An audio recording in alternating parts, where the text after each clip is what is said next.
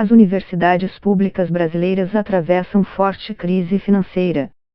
Exemplo mais gritante: a Universidade Estadual do Rio de Janeiro vem atrasando o pagamento de salários há 2 anos. Em meio a esse quadro, voltou ao debate a proposta de cobrar mensalidade de alunos de maior renda. Em relatório divulgado nesta semana, o Banco Mundial defende a medida, argumentando que a universidade pública brasileira é ineficiente e injusta.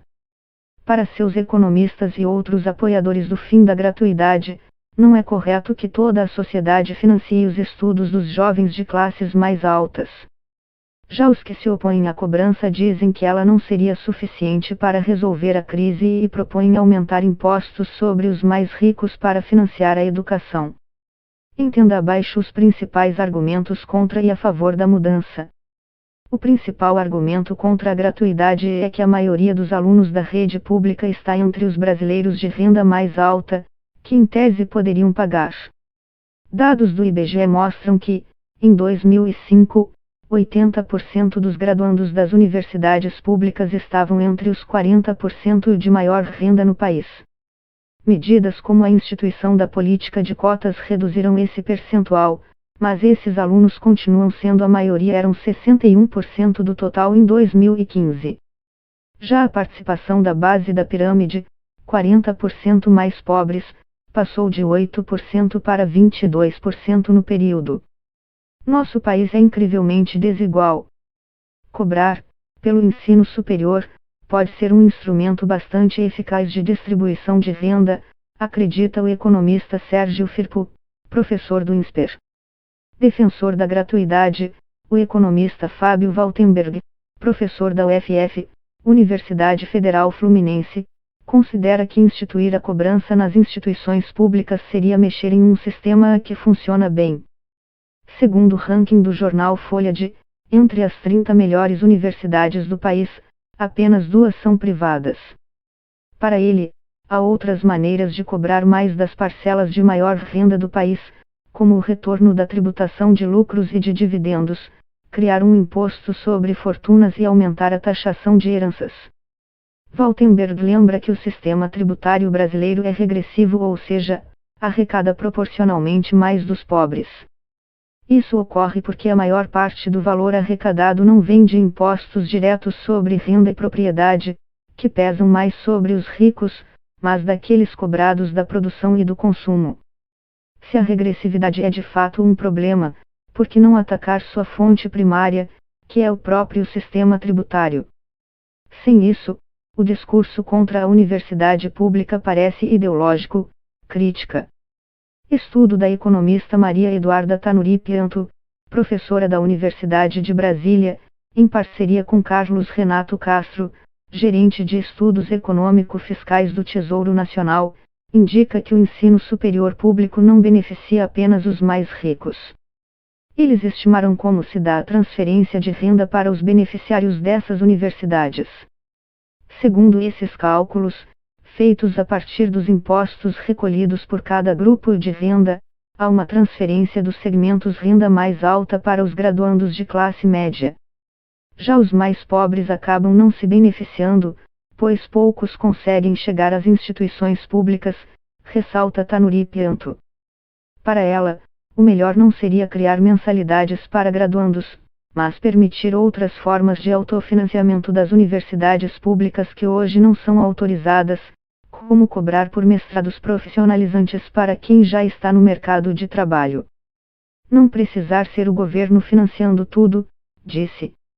Dentro da sua proposta de cobrança de mensalidade, o Banco Mundial recomenda que o governo amplie a oferta de bolsas, programas como o ProUni, e empréstimos, programas como o FIS, para garantir acesso de alunos de renda menor ao ensino superior público. Para Waltenberg, isso criaria novos problemas administrativos e não garantiria a entrada dos mais pobres. Haveria necessidade de criar estruturas novas para cobrar alunos, para definir quem paga e quanto, para autorizar entrada e saída de salas de aula de alunos adimplentes e inadimplentes, exemplifica.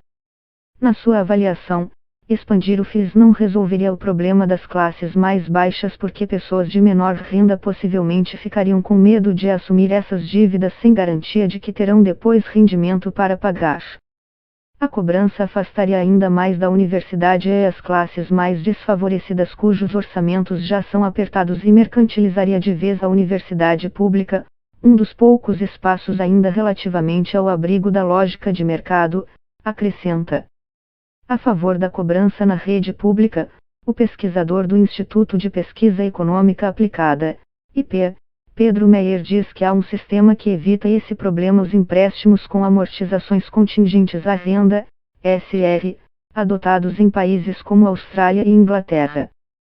Ela está no momento licenciado para estudar o modelo australiano na Australian National University. Nele, os graduados pagam depois de formados pelos cursos públicos, ao longo de anos, mas apenas caso atinjam uma renda mínima. Além disso, a cobrança é proporcional ao que o ex-aluno ganha, de modo que os que alcançam rendas maiores pagam taxas mais elevadas. Outra característica importante desse sistema é que não há prazo para quitar a dívida e é garantido o perdão do saldo devedor após algumas décadas ou na morte. Segundo Meyer, isso serve como um seguro para o estudante mais pobre não ficar com medo de assumir uma dívida que talvez não consiga pagar depois. O modelo não garante receita imediata para as universidades, mas os ganhos aumentam ao longo dos anos, conforme mais alunos se formam. Se as cobranças fossem feitas no Brasil de forma proporcional à renda dos formados, usando uma taxa equivalente à metade das alíquotas de imposto de renda, Meyer calcula que seria possível gerar, nos 10 primeiros anos, de 5 bilhões de reais a 9 bilhões de reais extras para a rede de ensino federal, a depender da evolução do número de formados. Em um cenário de forte restrição fiscal, o pesquisador considera que esses recursos seriam importantes para complementar o financiamento público, permitindo expandir a oferta de vagas nas universidades. Quem tem curso superior tende a oferir salários maiores ao longo da vida. É justo que toda a população pague integralmente pelo ensino superior, ao qual uma minoria tem acesso e para quem o mercado de trabalho tende a compensar financeiramente o esforço feito para obter o diploma, questiona. Os que se opõem à cobrança também argumentam que as matrículas não resolveriam a crise financeira, já que os custos não estão relacionados apenas a ensino, mas incluem também pesquisa e outros serviços que atendem a população, como hospitais universitários. A não ser que as mensalidades fossem altíssimas e pagas por todos os alunos, afirma Waltenberg. Já Sérgio Firpo concorda que cobrar pelos cursos de graduação não soluciona tudo, mas diz que ajuda. É preciso também mudar as regras para financiamento de pesquisa, permitindo que as universidades públicas façam parcerias com empresas, fundações. São soluções complementares, diz.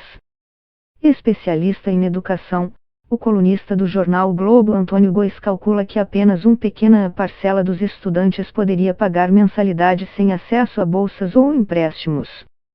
A medida seria insuficiente para cobrir o financiamento das universidades, mas poderia gerar recursos para atender melhor os de menor renda, acredita. Dados que tabulei na PNAD, Pesquisa Nacional por Amostra de Domicílios, de 2015 mostram que, se aplicássemos no setor público os mesmos critérios de distribuição de bolsas do ProUni, a maioria, 58%, dos matriculados em universidades mantidas por governos seriam elegíveis ao benefício de uma bolsa integral, por ter renda média familiar per capita inferior a 1,5 salário mínimo, escreveu em março. Outros 27% poderiam se candidatar a uma bolsa parcial, por terem renda per capita entre 1,5 e 3 salários mínimos. Ou seja, sobrariam apenas 15% de estudantes que, pelos critérios do ProUni, poderiam pagar uma mensalidade integral, concluiu. Já o Banco Mundial defende que, além de cobrar matrículas, as universidades procurem aumentar sua eficiência, cortando gastos. O relatório aponta que os estudantes de instituições públicas custam, em média, de 2 a 3 vezes mais que os de universidades privadas. Entre 2013 e 2015, O custo médio anual por estudante em universidades privadas sem e com fins lucrativos foi de aproximadamente R-cifrão e R-cifrão, respectivamente, estima o órgão, a partir de dados do Ministério da Educação. Já nas federais essa média ficou em R-cifrão, enquanto nas estaduais foi de R-cifrão, indica o mesmo cálculo. Waltenberg questiona essas comparações, já que em geral as públicas investem mais em pesquisa, enquanto a maioria das particulares se concentra em ensino de graduação. Segundo ele, isso infla estimativas de gastos por aluno na universidade pública.